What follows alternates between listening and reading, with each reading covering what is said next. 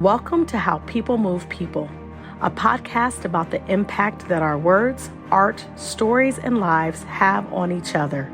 Each series journey unfolds in a sequence of 6 episodes. The first series, titled Back and Forth, is hosted by Cara Hagan, a New York City-based choreographer, professor, and mother who explores the influence of pop culture on the lives of Black girls from the 1990s to today. Guests range from poets and thought leaders to mom and daughter teams to an original fly girl from the Wayans brothers' hit 90s TV show In Living Color.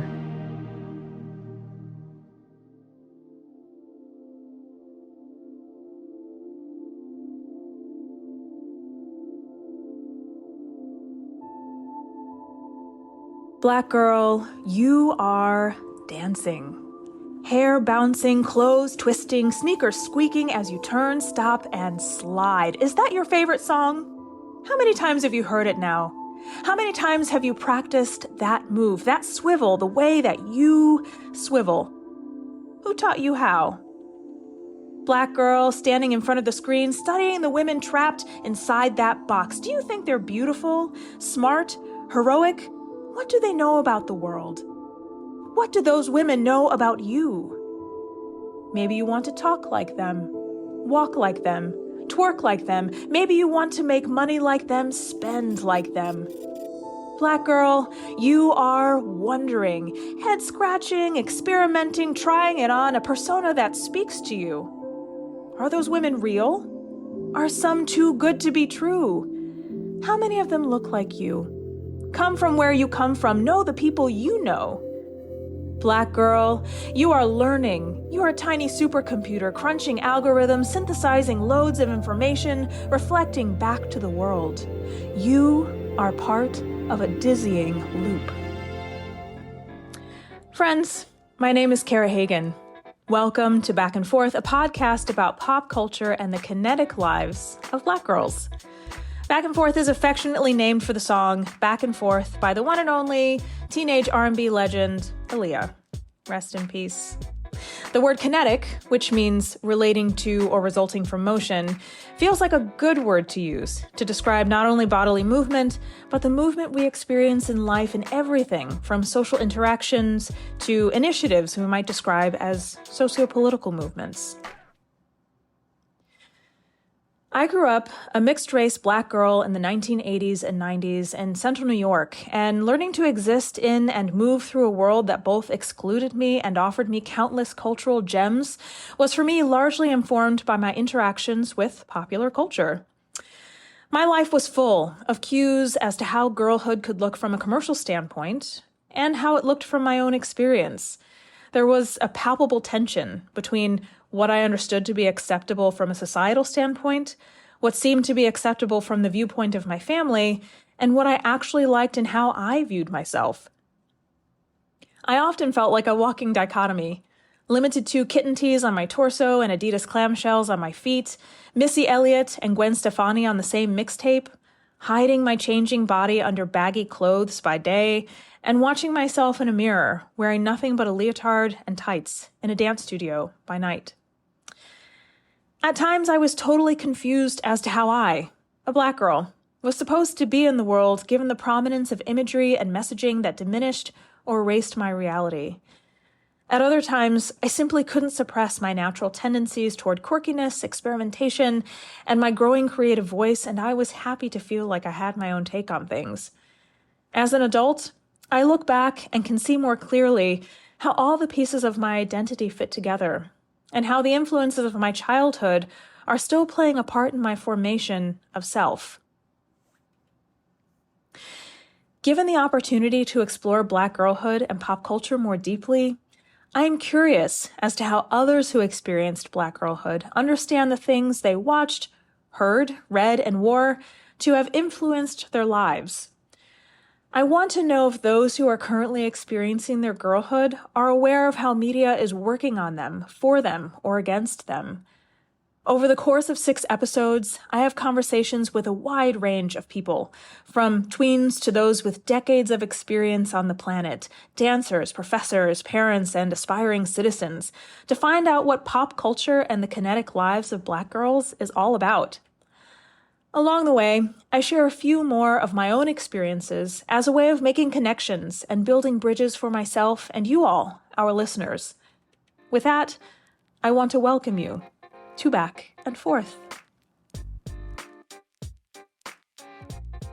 On this first episode of Back and Forth, I have the pleasure of speaking to author and professor Dr. DaMaris B. Hill about her book, Breath Better Spent, Living Black Girlhood. The book is a collection of poetic reflections on Black girlhood through the lens of the author's own experiences. Many of those reflections reference popular culture and encounters with embodiment as a way of providing sensorial insight into what it feels like and what it means to grow up a Black girl in America. It is a visceral work that invites the reader to consider their own experiences in sound and movement. I first met Dr. Hill at the National Women's Studies Association conference in November of 2022, where I served as a critic for the book on an Authors Meet Critics panel. The National Women's Studies Association is a long-standing feminist academic organization where it is not uncommon to see people like Angela Davis and Erica Huggins roaming the halls of the conference venue. The late Bell Hooks was a consistent fixture at the conference until her death in 2021. DaMaris shares the distinction of being a Kentucky writer along with Hooks, who is an influence of hers. At the time of this recording, Dr. Hill is an associate professor of creative writing and African American studies at the University of Kentucky and a visiting faculty fellow at Brown University. DaMaris B. Hill, I'm so excited to have you here with me today. Welcome. Thank you. I'm so excited to be here. Dr. Hill, you wrote this rockstar book called Breath Better Spent, Living Black Girlhood. And I read it and I was blown away by it because you take on the subject of Black girlhood and put it into poetry and prose in the most beautiful way. And so many times when I was reading the book, I was underlining words and circling phrases, dog-earing pages. It really spoke to me. And so anybody who's listening to this, just go read the book. That's all. Go read the book.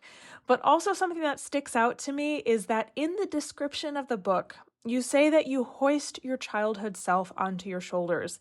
And I would love for you to talk to me about what that means when you hoist your childhood self onto your shoulders.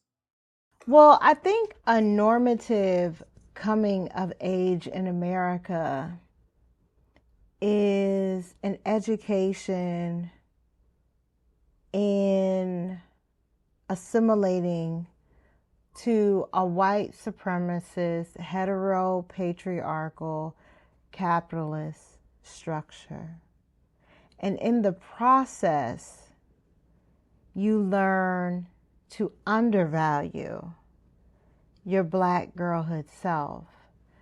But upon reflection, I realized that it was my little Black girl self that had not only the courage to get me to adulthood, but also had the strategic planning, the vivaciousness, the adaptation,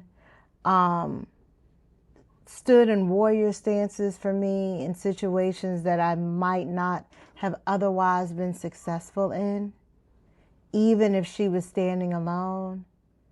And I want to praise the girlhood self and the girlhoods in others that have defended us as we became women, even in the process of us becoming women and sometimes undervaluing her. Beautiful and important. So in this book, you reference music again and again and again, and movement and embodiment and embodied experiences, visceral experiences. So this feels like a really physical book to me. And so I'd love for you to explain a little bit more about how you came to the decision to look at girlhood through this lens of embodiment. Right. I think girlhood in itself is so much about the body, but also in childhood and particularly in Black girlhoods, our culture is passed to us in like very controlled micro cultures of maybe, 5 or less girls, if we're lucky, 10 or less girls, in a very specific 3 or 4 year age window. And that window is also marked by development, by physical development. It is marked by hairstyle. It is marked by popular culture in terms of music and song. It's also marked in popular culture by dance. But even in those microcosms of our very strategic brain trust cultures, we are creating cultural movement out of a space where it is devalued. We are creating music and song that would otherwise be devalued in the popular culture. And so it's important to talk about all the ways that as we're maturing in this culture that's trying to make us devalue Black girlhood because of age, the intersections of age, gender, class, race, and sexuality, that is the exact nurturing, nitrogen-rich soil that allows us to become women in this culture. And I wanted to just kind of reflect and capture a little bit of that and see if I could share just a little bit of that treasure with others, like a glimpse, like poof, you can see that. But you can't see all of me, but I'll let you see that. Yes. And so speaking of embodiment, leading up to the publishing of this piece, you spent some time with the Urban Bush Women. For those of you who don't know, is this amazing dance company, Jalale Willajozaler. And they also have this wonderful institute that you went to, workshop. Can you tell me a little bit about that? Number one, it was the most transformative and informative experiences of my life. Of my life. I am a writer and an artist that believes that you should try to push the boundaries of the art and be new every day. That is why I applied to the space. And I'm also anti-racist. And I'm also a fan. But that's why I applied. So there were about 5 writers there. But in the embodiment of our praxis every day, I, one, was reconnected with the bodied self in conversation with the intellectual self, which is not something that happens often for writers and even less for academics. And a part, again, of this maturing is like putting that away. So that was an ignition period. I was ignited there to remember that knowing, to honor that knowing, to preserve that knowing, and to preserve those values of that community, which did not seek to be exclusive, but sought to be inclusive, and sought to nurture the group by learning one another, mind, body, and spirit. That's what the Urban Bush Women did for me. Yeah. And they do that for so many people in so many different ways. And amazing that it was such an inclusive community that, of course, people who don't necessarily identify as dancers are invited into that workshop space with them. And it's always amazing. And so I'd love for you at this point to read some of the work. There are a couple of short poems that stood out to me. And one of them is Beloved Weirdo. And if you want to talk a little bit about the poem before you read it, feel free. Sure. Beloved Weirdo is one of my favorite pieces because I'm talking about one of the books that really informs what we know about Black women historically And that's Incidents of a Slave Girl by Harriet Jacobs. And so what I was doing in that space and in other spaces is I was thinking about these writers and what their childhood experiences must have been like. And for Beloved Weirdo, what sent me into this poem is very early in the book. Harriet Jacobs says she did not know that she was a slave until she was 6. And in my mind, I'm like, some 6-year-olds don't know body parts. They don't know their mother's first name. They may not know their last name. There's so much unknowing in being 6 years old. How could you definitively know your social position as a slave? What must have been that education? Yeah. And the result is Beloved Weirdo. And of course, as a part of this book, I try to start with the self. Beloved Weirdo, you are not digging this book about a slave girl and her incidents. The pages read about her early knowing of all things. Meanwhile, you ain't got a stitch of sense. If you did, you would have put that book down and hit that boy, asking you if your name is Beloved and if you are going to be like Setha and kill the newborn baby he wants to put in you. Is he the weirdo watching in on you and your bestie leaving the woman's clinic? You wish you would have gone wild as the wind on him for prying. Instead, you go deaf and dumb thinking on it. Your mind wanders into a book. You think on asking Ms. Harriet Jacobs, how does a girl learn to be a slave? Does a snake bite you and leak venom until you fall crippled and spasm, zombie you into a slave? If no, then you gotta swallow a butterfly and let it flutter in your throat. Smother your words until you become a slave. Do you let the butterfly kick you way up into your tonsils? This might make your eyes rummage the floor for cracks and force you to be humble.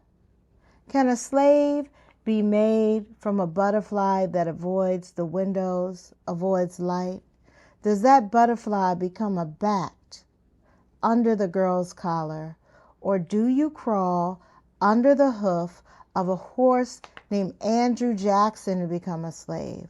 The horse galloping and neighing at your earlobes, dirt in with the blood.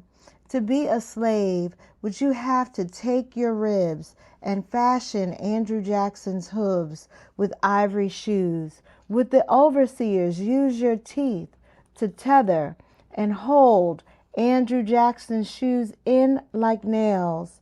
In the cradle of your black ringing neck, do you offer the nag a pedestal and curtsy at your mare's master? Just curious, not dying to know. Thank you for that. Beautiful. And so many images, just like everything in this book. It's super visceral. Like everything's coming to mind as you read it. And that's one of the parts about it that I love about this book so much, is that there really is so much space for kinesthetic empathy. And if you're listening and you don't know what kinesthetic empathy is, it's what happens when humans either witness, hear, encounter other humans in ways that elicit some sort of physiological, emotional response. Speaking of empathetic responses, I mentioned earlier in the episode that I had an opportunity to respond to the work as a critic on the Authors Meet Critics panel at the National Women's Studies Association conference in November of 2022. Instead of a written response, it felt more appropriate to respond aesthetically. I created 3 responses. One is a structured dance improvisation to the poem Continuous Fire. Another is a collage in response to the vibrant sonic undercurrent of the book.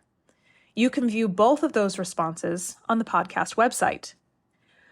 My final response is a vocal response to a line in the poem, Dear Christians of Alabama.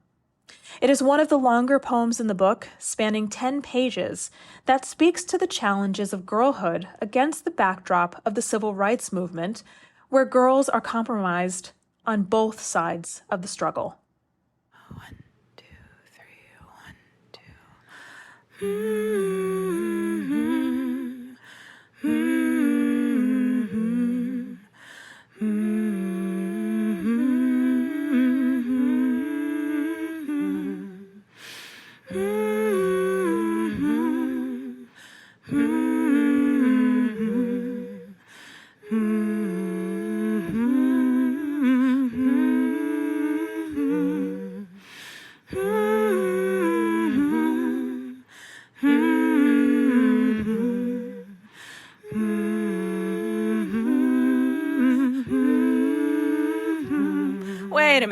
Wait a minute. I have something to say. Oh, go on then. Yeah, let's hear it. Being born again ain't easy. I know, that's right. Mm-hmm. Okay, come on and sing with me. Being born again ain't easy. Being born again ain't easy. Being born again ain't easy. Being born again ain't easy.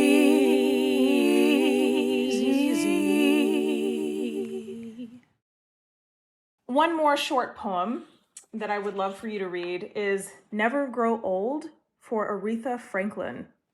Absolutely. Aretha Franklin was a part of this book for so many reasons. I'm thinking about her girlhood as a daughter of a pastor, like I'm a daughter of a pastor. Thinking of her girlhood kind of on the latter end of the Great Migration. And my father's congregation was also a congregation, even though 30 years later, was very much involved or connected to two different cultures, both North and South. Like for breakfast, they used to sell breakfast in between the two services, and they would have fried chicken and they would have like fresh crackling bacon, like butcher chopped bacon. And like people from miles around that didn't even attend the church would be like, yo, they're serving breakfast over there with like grits and everything. We're going. Like, and everybody would come to fellowship even in that way, right? And so, and then thinking also about how young Aretha Franklin began to work and earn money, and how her girlhood might have been shaped, influenced, or compromised by that earning. There are lots of people I think of like that. Even if they think it's a blessing, I'm not judging whether it was a blessing to their life or not. I'm just talking about Tisha Campbell, Lauryn Hill, Whitney Houston, Aretha Franklin, and girls that began working so young, you know? And in addition to their maturity, being indoctrinated into the Capitol. Or exploited or used or integrated into the Capitol. So never grow old. But you know, Aretha brought us joy too. For Aretha Franklin, you said never grow old and swore you wouldn't. This disco is a church, happy, stirring joy between your knees. Your worries disappear into the bop. They rock steady, far from your responsibilities. Huck Finn ain't the only one to know fun. Ben Franklin nibbled at what he knew about how to grow better. Meanwhile, your voice is caramel, lush, wet, and warm, star-kissed, sugar around everyone's soul. Their hearts bare, naked as a baby, bathing on the dance floor. A piano churns, you coo, your eyes floating behind the smoke liners. It never grows old. Beautiful. So my last question to you is, now that you've had a little bit of space between the process of writing this piece and it being born, how are you thinking about Black girlhood now? And most especially the visceral, kinetic parts of it. What is the little girl in you saying, and what is the adult you saying now that you're on the outside looking into this project? The little girl is like, it's about time. I've been here rooting for you, right? She's welcomed me back. Some parts of me, because now I'm committed to living seamlessly between my Black girlhood and my womanhood.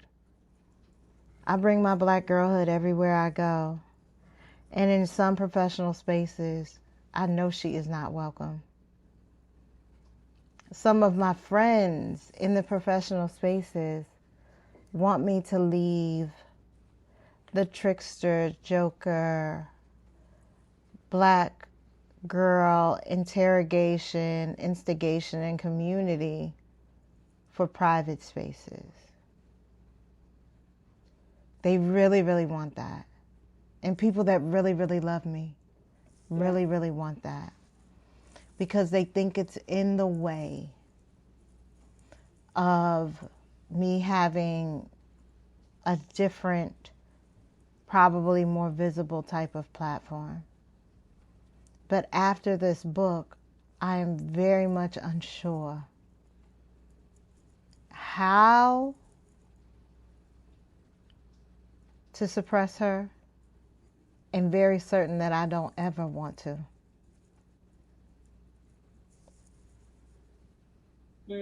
Because all of that is in the way of me writing the best way that I can.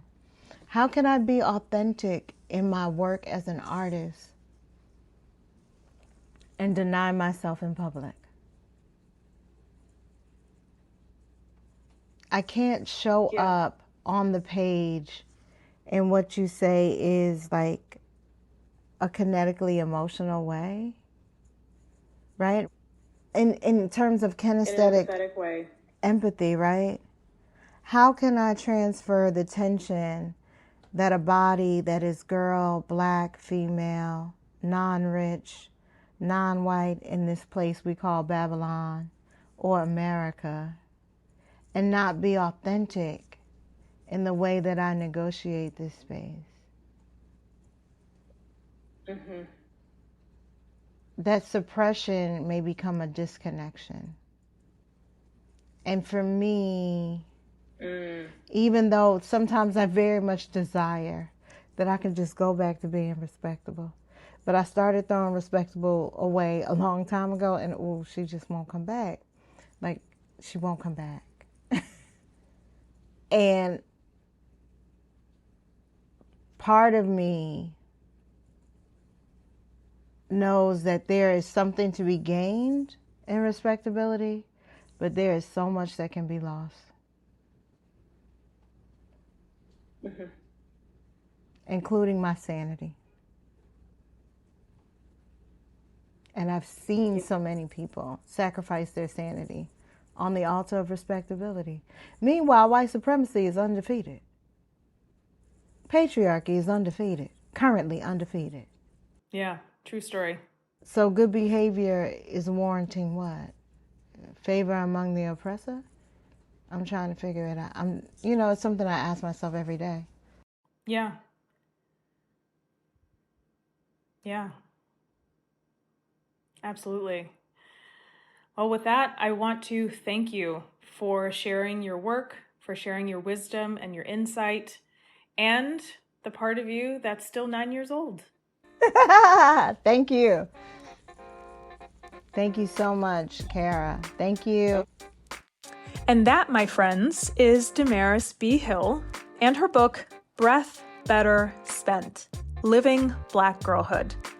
On our next episode, I explore what it means to help girls and young women navigate pop culture and the world at large through education and parenthood. See you next time. How People Move People is brought to you by the National Center for Choreography at the University of Akron, or NCC Akron. This podcast is produced by Jennifer Edwards. James Sleeman is our editor. Theme music by Ellis Roven. Transcription by Arushi Singh. Cover art by Micah Krause. I am Dacry Baptiste, Vice President and COO at the Orpheum Theater Group in Memphis, Tennessee, and a proud NCC Akron board member. Special thanks to the John S. and James L. Knight Foundation for their continued support of NCC Akron programming like this. To learn more about NCC Akron, please visit us at nccakron.org and follow us on Instagram or Facebook at NCC Akron. We hope you enjoyed this episode and encourage you to subscribe on your favorite podcast streaming platform by searching for How People Move People.